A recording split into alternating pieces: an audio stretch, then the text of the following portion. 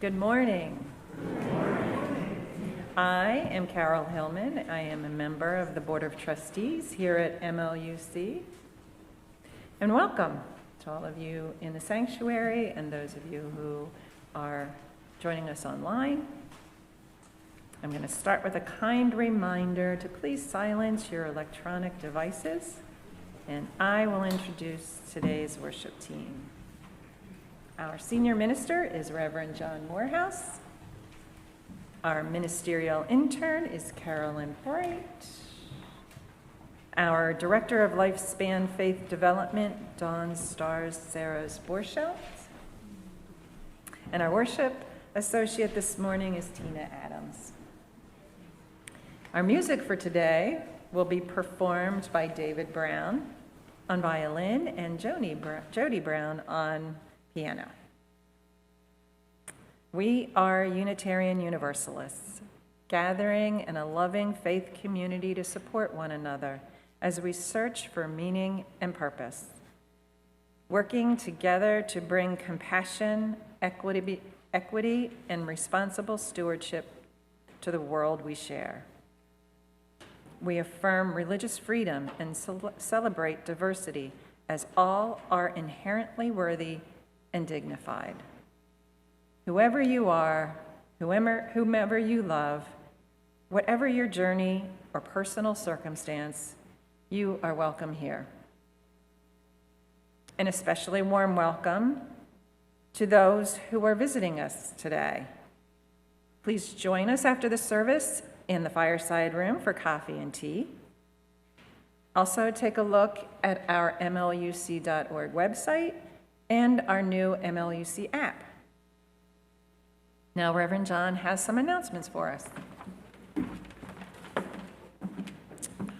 Thank you. Thank you, Carol. Good morning, everyone. Good to see you all. A couple of things coming up. It happens in May and April where the announcements are inevitable because there's just all this catch up to the finish line. But this coming Saturday, we have a workshop here with the Reverend Peggy Clark, my colleague at the Community Church in New York City, and she's going to be doing something called Disrupt Church, which doesn't mean you stand up and shout and cause a lot of trouble. It's a different kind of disrupt. But I hope that some of you will take the time to be part of this, I think, incredible workshop. It starts at 9, ends at 4. We've got food throughout the day, childcare provided. Please come if you can, sign up online. After the service, almost immediately after the service, for those who would like, we very much would like to have you outside on the front porch. We're going to be blessing a bench that was given to us after we collected 500 pounds of plastic. Now, if you think about that, that's a lot of plastic. And Pam Costi and her team have been working very hard. We'll have someone here from St. David's as well. Some words about the project, and then a quick blessing on the bench. Immediately following that, for those of you who are interested, my daughter Fiona and I will be doing a workshop. We're actually going to gather in the Memorial Garden. We're going to start outside and then come inside, and hopefully you'll be able to make that. That starts at 11:30. Want to let you know that next Sunday we're having a Passover Seder here, and you can sign up for that online as well. And we are slowly changing the way we do candles of community, trying to keep the privacy of individuals foremost in our mind. The way to do that now, and many of you have been doing it, and I really appreciate it, is that you go online and you'll see a Joys and Sorrows, a Joys and Concerns link there. Go to that link, fill out the form, send it to us. And if you don't want it shared, check don't want it shared. If you want us to follow up, meaning me, let me know. Otherwise, then it goes to the worship associate and they will read it. We're eventually going to phase the book out. There'll be a QR code on the stand here so you can actually do it that way. It's a little difficult for us to get last-minute Joys and Sorrows and know that they are okay to be shared by whoever. If it isn't you, if you're sharing for someone else, we need to know that out of privacy concerns. So stay tuned. It seems to be working well. We are a community that cares. With that, I'll turn it back over to Carol. Thank you.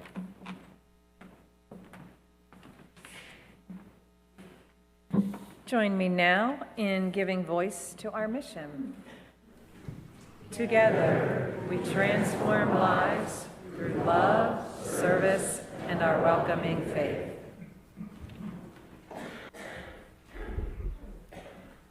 Since tomorrow evening at sundown, Passover begins, we'll be playing this morning traditional klezmer music, which is the music of the Ashkenazi Jews. You'll notice that the prelude, offertory, and postlude all include the word dance, and I want you to think of that as a suggestion to you.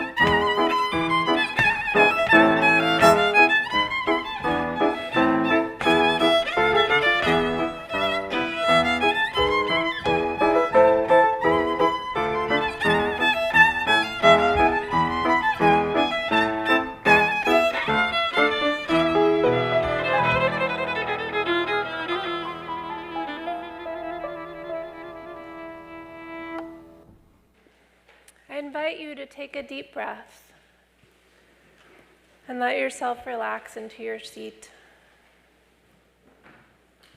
And breathe in and out with me.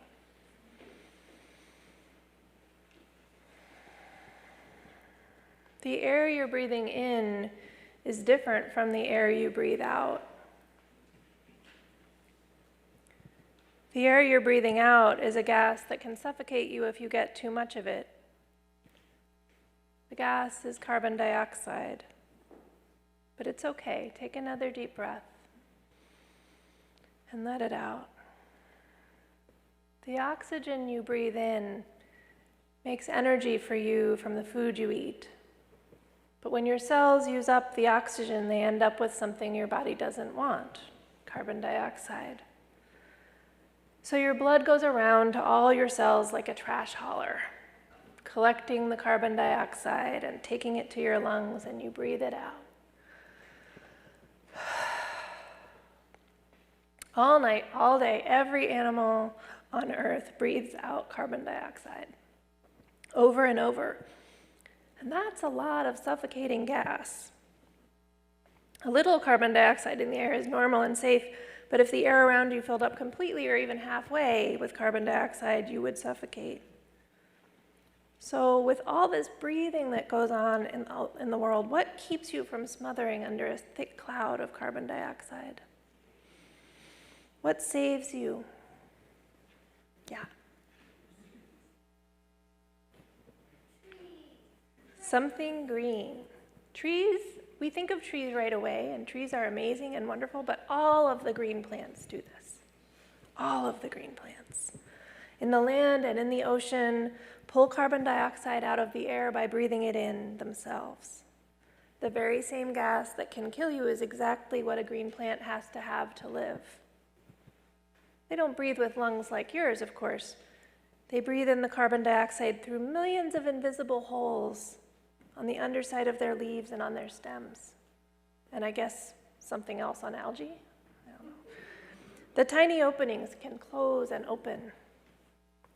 Every time a leaf breathes carbon dioxide in, it also breathes out an equal amount of pure oxygen.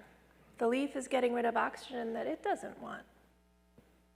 The same oxygen that the leaves breathe out is exactly what you need to breathe in. You can't live without it.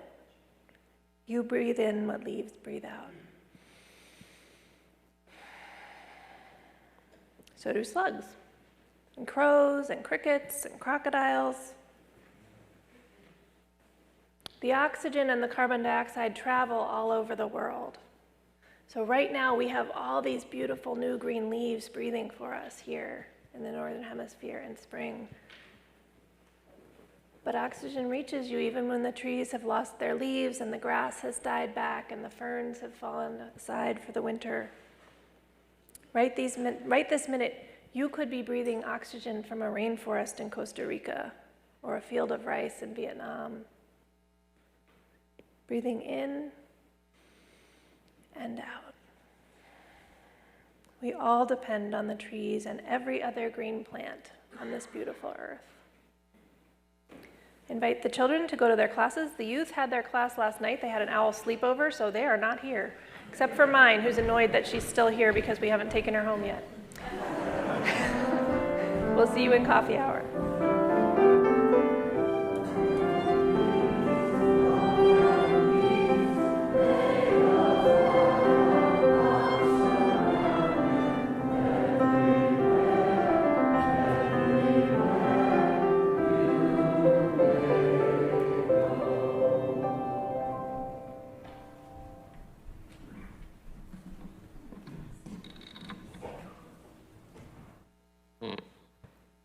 Every month at MLUC, we choose a local offering outreach partner who is in need, to whom we give half our weekly collection. The recipient of our April offering outreach is the Chester Ridley Crum Watersheds Association. Their mission is to support, encourage, and promote the enjoyment, restoration, and conservation, protection, and prudent management of the natural resources of the Chester, Ridley, and Crum watersheds. CRC's stewardship area encompasses about 150 square miles and 40 municipalities. They run an annual watershed cleanup events throughout the Chester, Ridley, and Crum watersheds. Since the organization's founding in the 70s, volunteers have removed 600 tons of trash from the watershed. CRC also plants trees in the watershed to improve the riparian buffers along these three streams. With the help of volunteers, CRC planted over 1,000 native trees in 2023, which make an immediate difference in reducing water runoff and the problems it causes. The organization's work aligns with the 7th UUA principle, respect for the independent web of all existence. Please give your offering here in person with cash or by following the instructions on the screen, or to donate online or through our church website. The offering will now be gratefully received.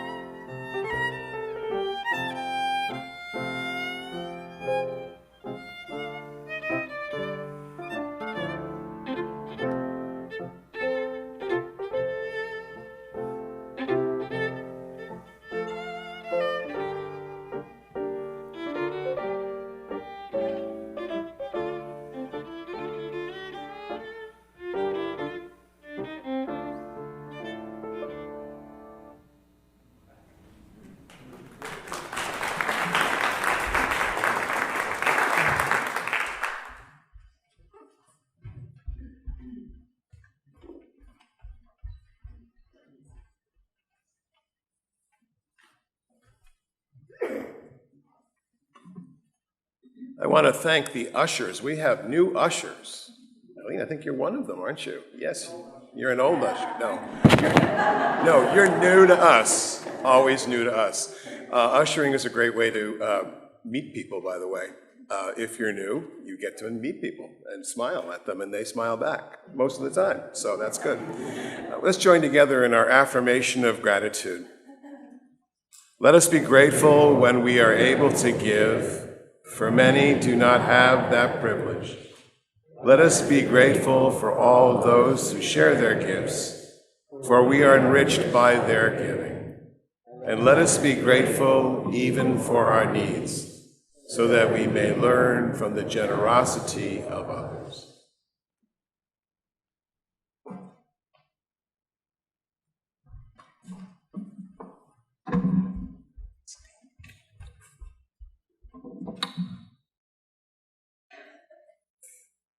Candles of Community is our weekly ritual of personal sharing and support. After each candle is lit, please join me in saying, "We hold you in our hearts." I'd first like to acknowledge any silent candles that were lit prior to today's service, as we hold you in our hearts. Gary Merkin would like a candle of remembrance lit for his late brother, Robert Merkin. Gary is observing Robert's Yurtzeit. In the Jewish tradition, a Yurtzeit is the anniversary on the Hebrew calendar of the death of a loved one. Robert died 6 years ago. For Gary and all his family, we hold you in our hearts. Carrie Nielsen would like a candle of gratitude lit for everyone who has helped and supported her during her job search this year. This week, she accepted a position teaching high school biology and environmental science at Episcopal Academy, starting in the fall. For Carrie, we hold you in our hearts.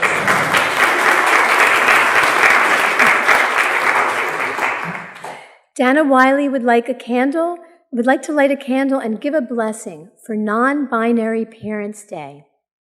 This blessing was written and offered by Milo Way, UUA Youth and Emerging Adult Ministry staff, Reverend Rana Hamani, Side with Love Congregational Justice Organizer, and Noor Hamani Way, Honorary Staff, and Cube. To all the in-betweens, outside ofs, not quites, both ands, and neithers, we honor all of who you are and all of how you nurture care. Through your embodied authentic self, you impart a transformative love, a love that is abundant, bold, holy, whole, and you. On this non-binary Parents' Day, may we amplify this transformative love into a world that allows you to be secure and safe, to rest, breathe, and relax. On this joyous day, may we celebrate the sacredness of your relationship and your role as we hold you in our hearts.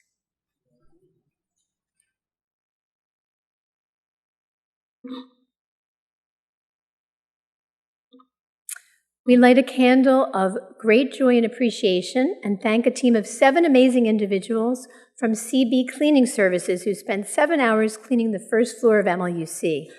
They were up at the top of the building, on window ledges, down low, working on baseboards, and cleaning everything in between. They were such a happy, friendly group and took much pride in their work. We are grateful for their services, to the CB Cleaning team and Ron D'Annunzio, who recommended them. We hold you in our hearts. Frank Weber would like to light a candle for Hiro Nishikawa, who was born in San Francisco 85 years ago this Tuesday. His family was uprooted and placed in a desert camp during World War II. Happy birthday, Hiro.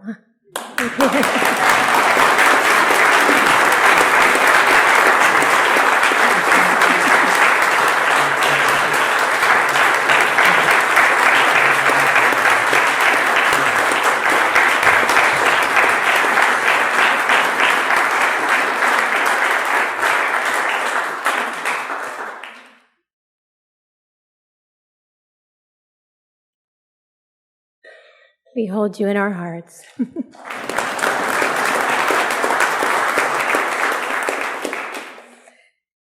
Jean Marie Baldwin lights a candle of sadness, since her dear friend since 7th grade, Charlotte Manel, is suffering from cancer in a nursing home and on hospice.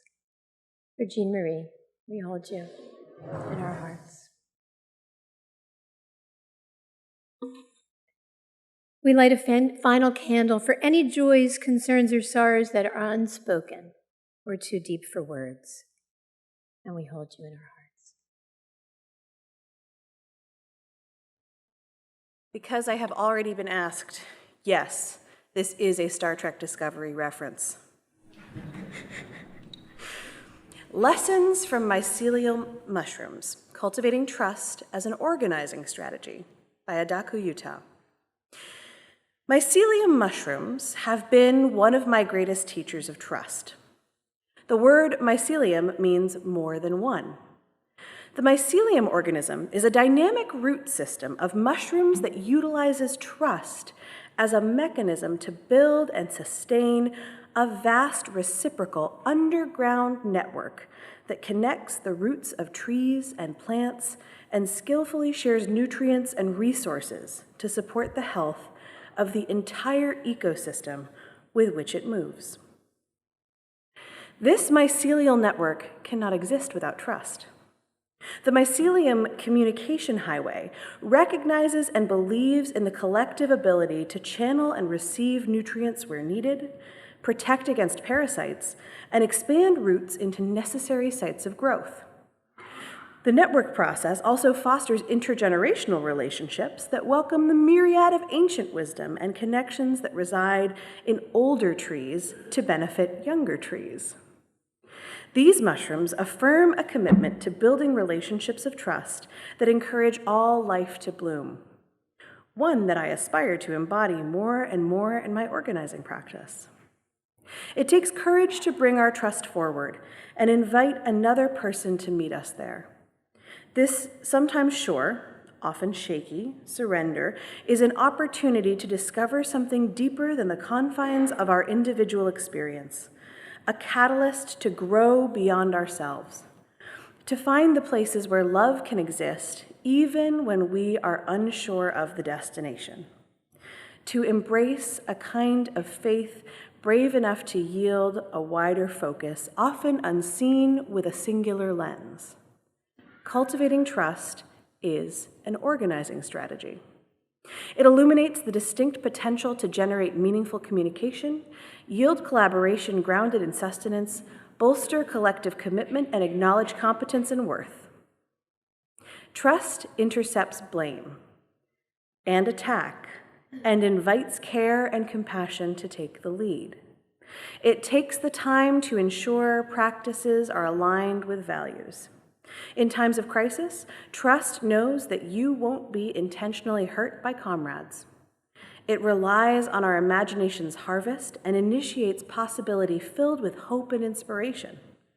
It encourages us to delegate and share our work so imbalance dissolves and burnout fades. Trust invites us to come together for the sake of collective liberation. Let us be like mushrooms.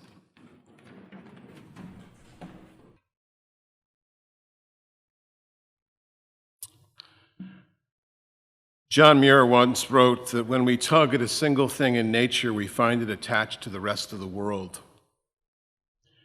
I had the opportunity some years ago to spend some time in the woods that are named after John Muir, just north of San Francisco. Anybody else been there? The woods? Yeah, quite a few of you have. As I stood in what is known as the Cathedral Grove, surrounded by those giant redwoods, I wondered what would happen to these beautiful woods if the encroachment of the city and the urbanization of the countryside became any more pronounced.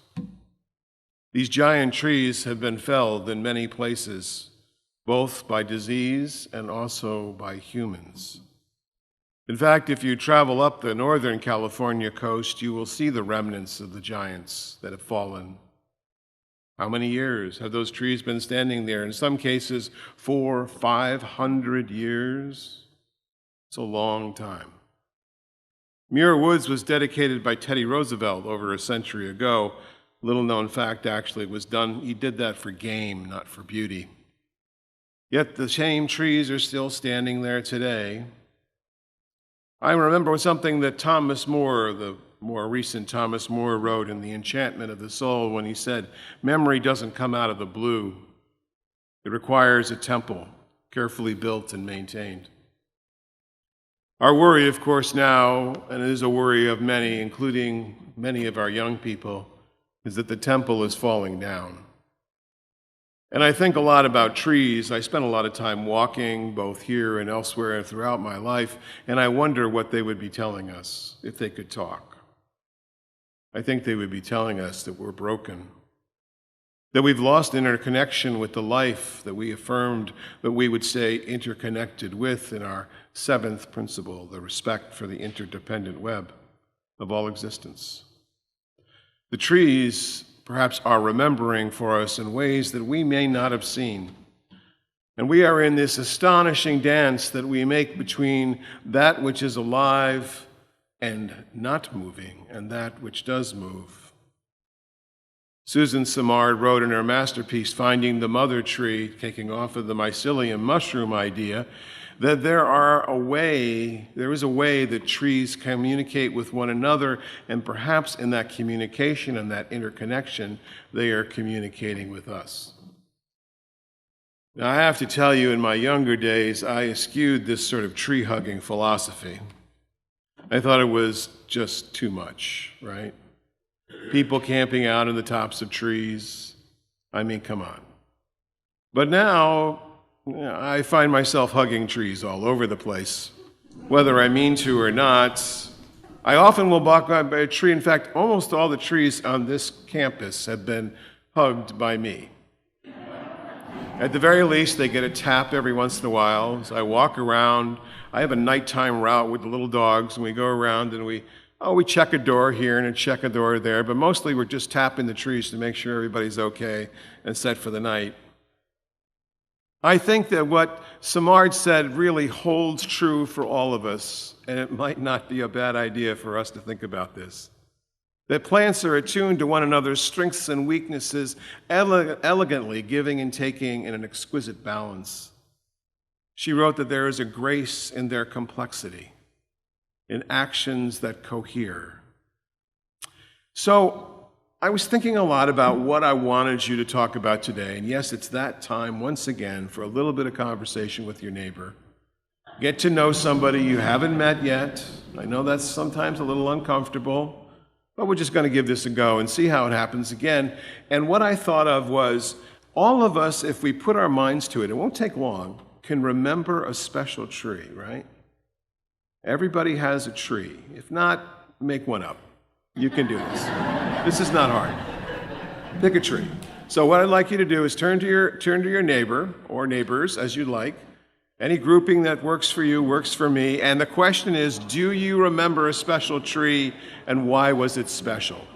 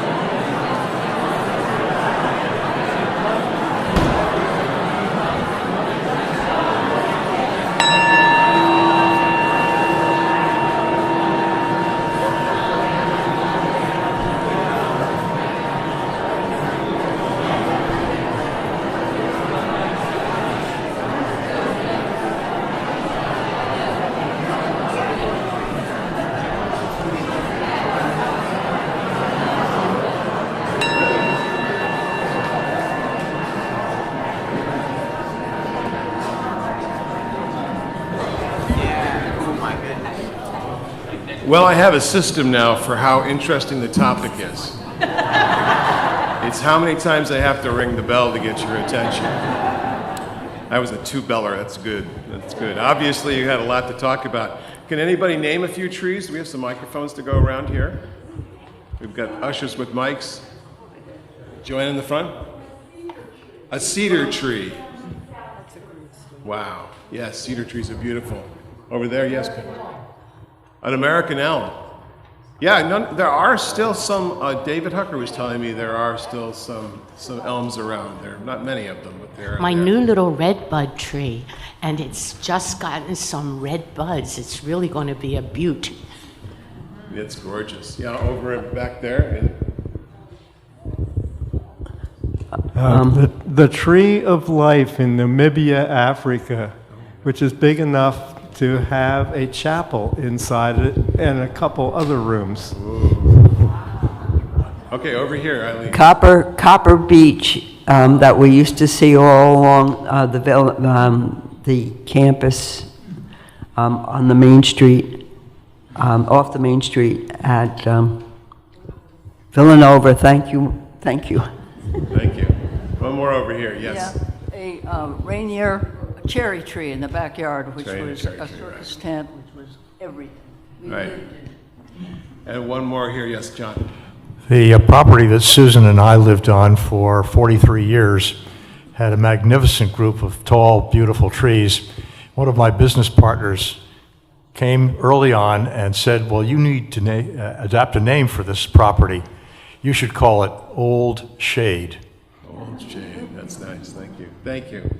You know, if you go down South Valley Forge Road past St. David's and take a left wherever the T is there, and you go along that road there and you look, there's some beautiful houses and they've got a pond there. There's a sycamore that's there. You know what I'm talking about? Yeah, that is one gorgeous tree. And they're amazing. Well, you know, of course, all life springs from trees and plants, and all life springs from the earth, and our life, believe it or not, springs from the earth. As Dawn Star was saying, we obviously cannot be who we are without trees and plants to keep us alive and keep us moving forward. And I think of the common word that fits in with that word, human, humus, humility, the trees. The trees themselves, I believe, are sacred and were remembered as such until the Industrial Revolution largely took them over and made them a quantity. And there is something to be said for that fact because we do rely on wood. But if they could talk, would they remember that we are extensions of them? Were we to imagine and remember that we actually believe that all life is interconnected?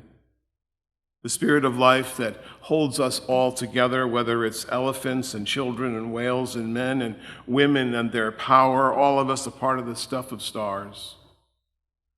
And what connects us then to memory? To the memory of what once was is also what once could be. Despite it all, friends, life goes on, even when individual lives don't. And I think about this a lot. When I'm dealing with the loss of someone I love, when we're dealing with the loss of someone we love. For some reason, I always think about death in the spring season. It's not as morbid as it sounds. I think I'm realizing that life, of course, comes from death. Even for those of us who've left this world for another dimension, regardless of whether you believe in the afterlife at all, our memories endure. It is what makes us immortal, the memories that we have implanted in those we have left behind. And trees are that way as well. I think they leave for us some other memory, a memory embedded perhaps in symbolism, perhaps in a story that we embed within the trees. The fact that you all love the trees that you were talking about means that they have emotional value as well. Perhaps a God, if such there would be, would see that everything is sacred in every living creature. I like to think of the Garden of Eden as not so much a place, but a memory, perhaps even an aspiration of what was supposed to be, what maybe still could be. But at least once before, and perhaps we are on our way now, we have failed. The Hebrews taught us that God forsook the world and built an ark of survival to float above the waters, the divine feminine that washed clean the entire earth. But we don't have an ark. It doesn't exist. We're not going to float above our errors. This blue boat home is our only craft to sail the wide ocean universe, as it says in the song, upon infinite fathoms. The trees remind us that we are rooted, but that we also must grow, even as we move through this fragile planet sharing life. The trees remember for us, and we should remember for them. What if we could actually live life as if we were interconnected? What if this time of anxiety was an opportunity to enliven the great expanse of our world? Avoiding box stores, perhaps, something I do too often.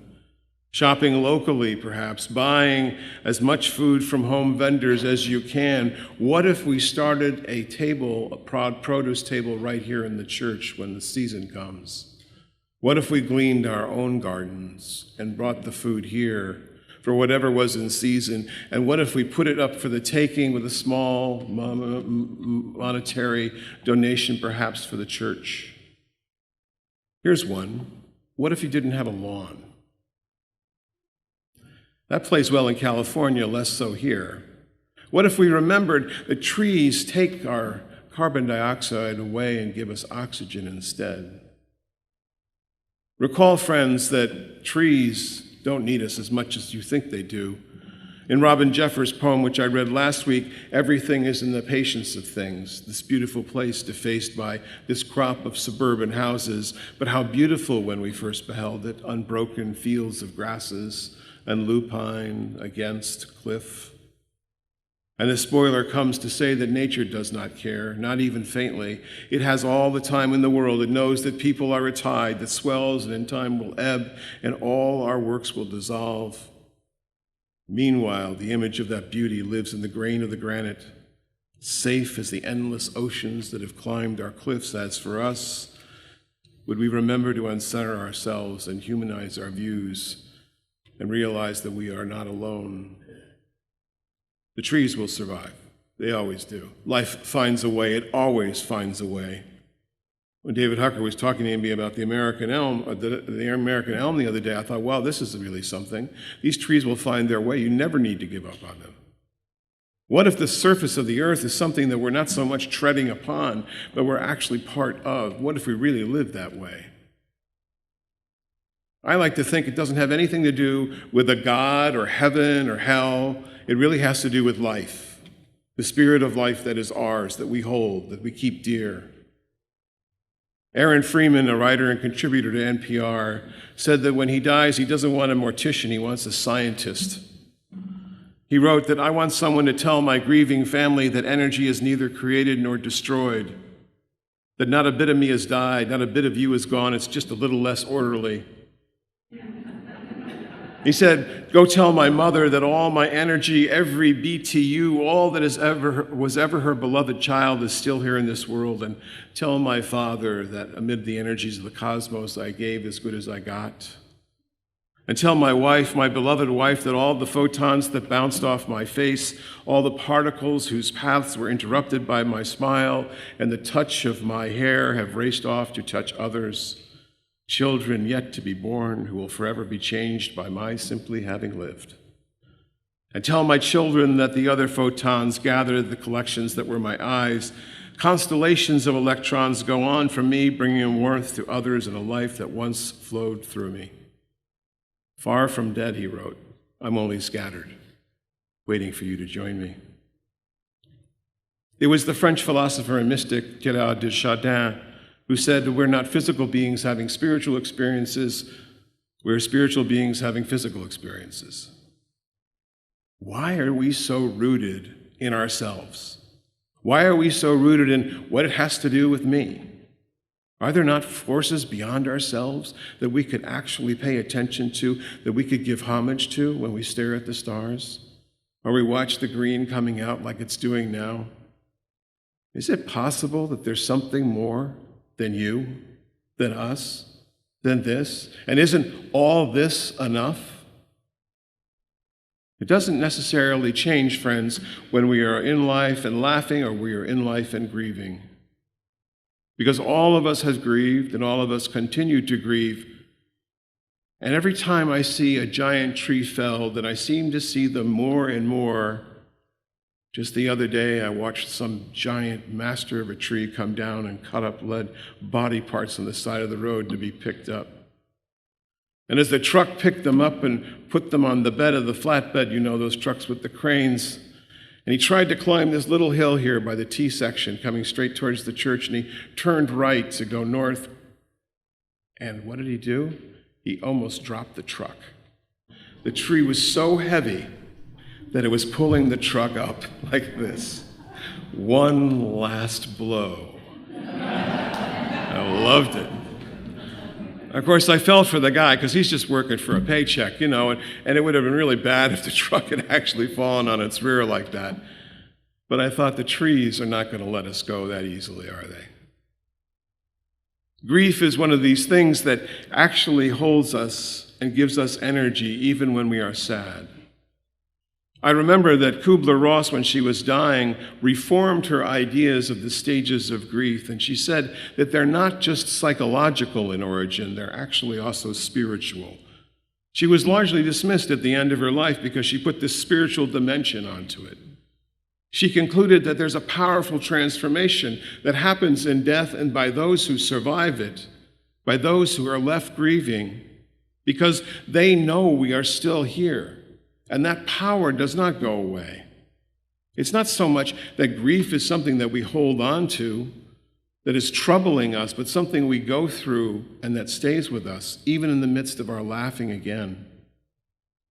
She wrote that grief might actually be a door to God. I think about this a lot. I think about those hidden ways in which things are shown up to us when we didn't expect them, things we couldn't necessarily understand. That some of us would just dismiss as serendipity, but I like to think they're synchronicity. The Irish poet Patricia Monaghan tells of losing her husband. She says that she was never much of a church person. She preferred the Sunday paper. But when her husband died, she was truly lost. Not enough to go to church, mind you, but pretty lost. And then came the incident of the keys. There were 5 keys bound on a brass ring.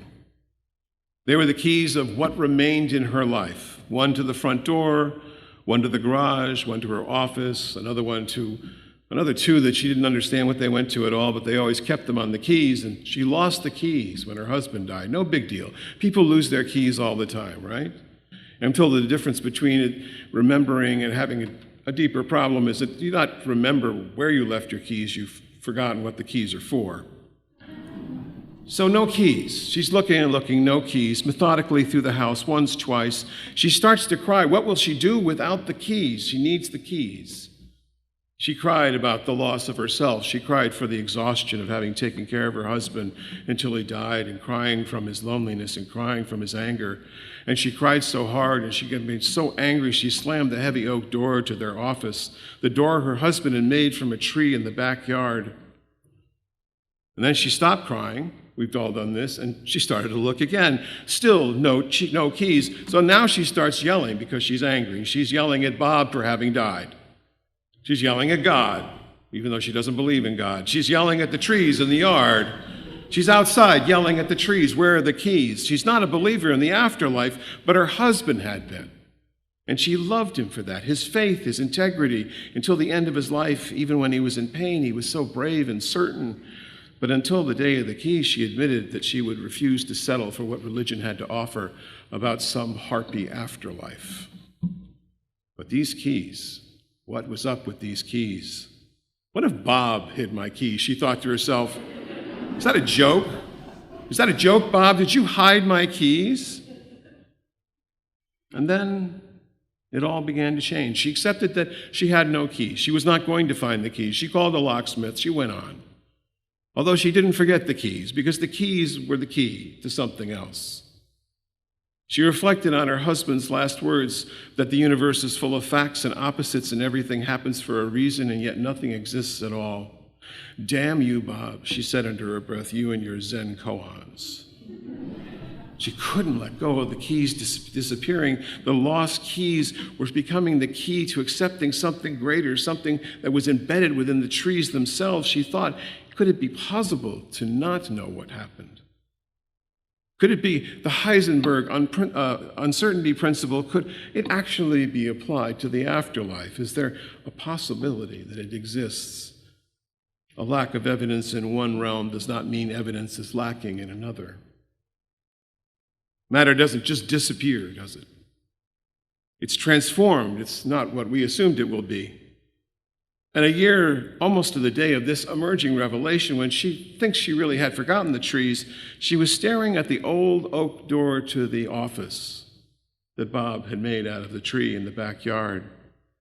There was nothing special about it, but there was a poster tacked to the back of it. It was a picture of Einstein sticking his tongue out. You've seen this picture. She stared at it, stuck her tongue back out at Einstein, and then something looked odd. She stood up and felt the bottom of the poster. There was a bulge. She pulled the poster up and out dropped the keys. Behind the poster on the back of the old door. She tried throwing them at the door to see whether they would go behind the poster and right to the bottom, but no, that didn't work. She just tried tossing them in the air, and they just landed where they went. The keys were not put there. They weren't thrown there, yet there they were. How is this possible? She recalled yelling at Bob in her grief, telling him to give back the keys. Was this his answer from the other side? She resisted, and then she yielded. That physics and life and the world moves in ways that we may not fully understand. She yielded, and there was a new understanding that emerged. That Bob was not gone, and neither were the keys. Death, Einstein once wrote, means nothing. People like me who believe in physics know that the difference between past, present, and future is only a stubbornly persistent illusion. Trees bear witness to that fact, my friends. When I sat with a young mother whose husband had died from a drunk driver, leaving her with 2 kids, 5 and 9 at that time, she demanded to know where God was in all of this, and I said, I don't know. I only know that we have one another. She grew very angry at me. She stormed off. A few days later, she called me to say that was actually the most comforting answer she'd gotten, that we didn't know. Because she said, quote, when I went to the priest, he said God needed another angel, and that didn't cut it. Friends, we are like the trees. We are living. We move more, perhaps, but we remember, and yet we cannot always know where we will go with that memory.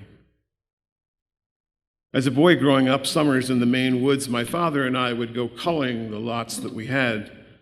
Culling is a forestry practice by which a woodsman takes down the dead standing trees who are crowding out the new growth. The object's not to clean the forest floor, by the way. I see that a lot around here, clean forest floors. You need to leave the rotting trees there. They're there, part of the cycle of life. But we need to also keep new growth possible. So you take out the ones that are dead. It's easy. It's easy to think that our small actions don't make a difference, but in fact, I've seen entire forests rescued this way. A pebble cast into the pond still emits rings. Our actions do make a difference. From our work here in recycling plastic to our individual efforts to reclaim urban plots, perhaps for gardens, to advocating for political change, we act as if we are interconnected because we are interconnected. Trees, like people, continue to grow, and they're best when they're cared for.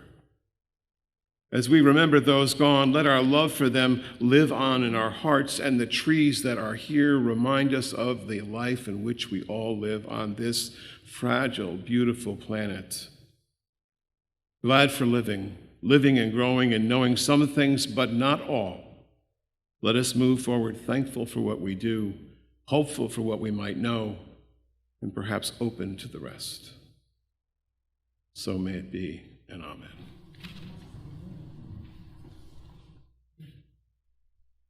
Our closing hymn is number 1044, Ele Ele. Please rise in body or spirit. Tying Earth Day to Passover. This is a song that celebrates nature. I'm going to sing the Hebrew verse first. If you know the tune and the words, feel free to join in. We'll all sing the English together on the second verse.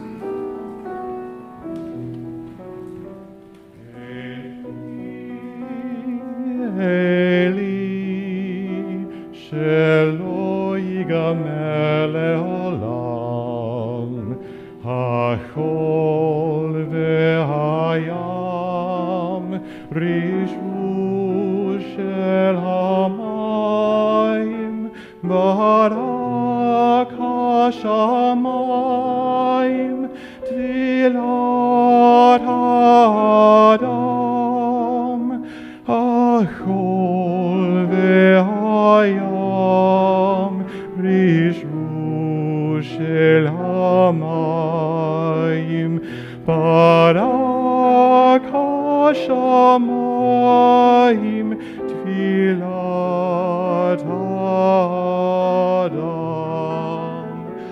My God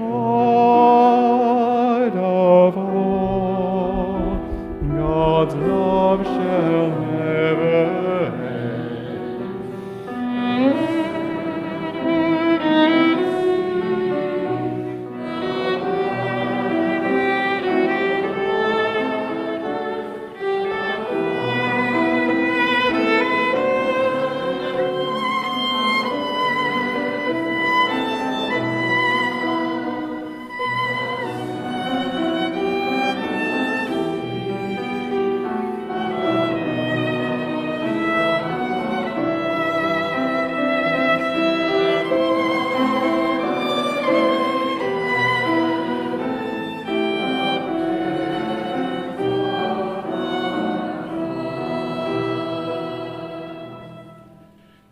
May the love that is in your hearts carry forth into the world. May you remember that you are part of the great astonishing dance of life that is all around us and has been with us since the beginning. And may those trees that are in your life continue to remind you that while they stand still, we move in their memory. So may it be, and amen. Please remain seated for the postlude.